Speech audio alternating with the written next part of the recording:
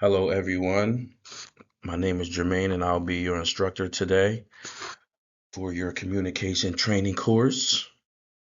Today, we will be going over how to be a good receiver, how to be a good sender, how can we communicate effectively with our patients, the patient's family, and even amongst the management ourselves. So let's get started. One important factor about communication is that we need to make sure we're being assertive. Communication is an exchange of information, which involves sending and receiving messages. Verbal communication involves spoken or written language. For example, we may have a client who can speak, but maybe at the time he doesn't want to speak. So maybe you can leave a note instructing him what to do or when you're leaving or what you're about to do. While nonverbal communication includes gestures, body language, and tone of voice. For example, gestures, they may make different funny faces. Body language, they do body movements. For example, if someone is in the bed and they're moving a lot, that can show that they're uncomfortable. The tone of voice, they're not speaking, but maybe they're crying or they're yelling, trying to get someone's attention. Nonverbal signals are vital in healthcare settings to understand patients' feelings and needs. To have successful communication, you need to understand the elements in the process. The sender and the receiver is interchangeable throughout the process of the communication. The sender will send a message. It will get encoded by either body language, gestures, or even by noise, crying, loud screams. Then it gets sent to the media. The media is how it's being shared, either by encoding or noise. It gets decoded and then it reaches the receiver. Once the receiver receives it, it gives the feedback. So, for example, in this case, I will be the receiver and I am communicating with a client. The client may kick and scream. I'm encoding that by the body language. That's how he's sharing it with me. I'm decoding it as the receiver is showing me that he may be agitated. Caregivers must be successful communicators, both senders and receivers of the information.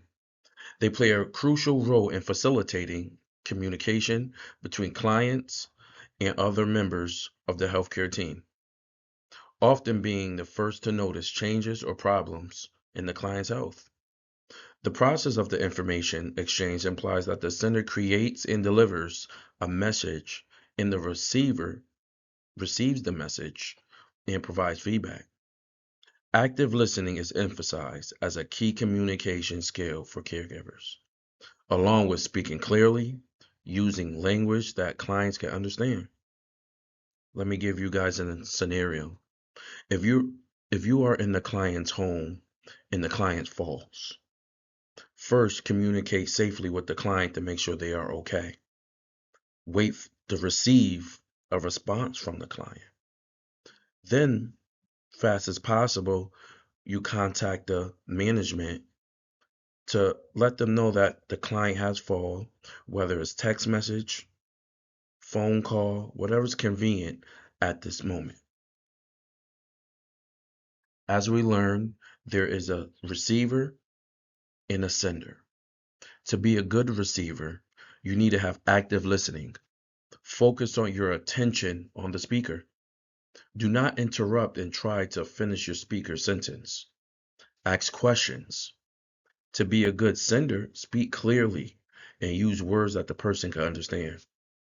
Avoid using technical words when not necessary.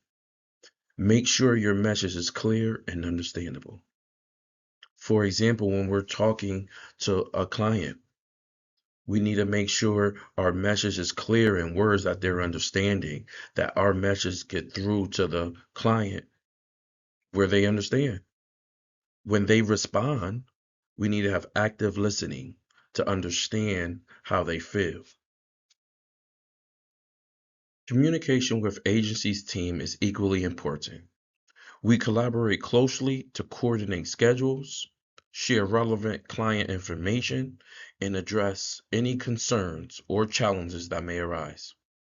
We maintain clear and efficient communication channels to guarantee continuous and quality care. It is essential to remember that all people have the right to express themselves with respect and dignity. At our agency, we do not tolerate any type of abuse, whether verbal or nonverbal. Any such situation must be reported immediately so we can appropriately address it and ensure a safe and respectful environment for everyone. Additionally, we encourage our caregivers to share any concerns, suggestions, or ideas they may have to improve our services. We value your experience and knowledge and believe that open and honest communication is essential to the growth and excellence of our team. So yes, communication is a number one factor for a thriving business to take care of our loved ones, clients, patients, whoever they may be.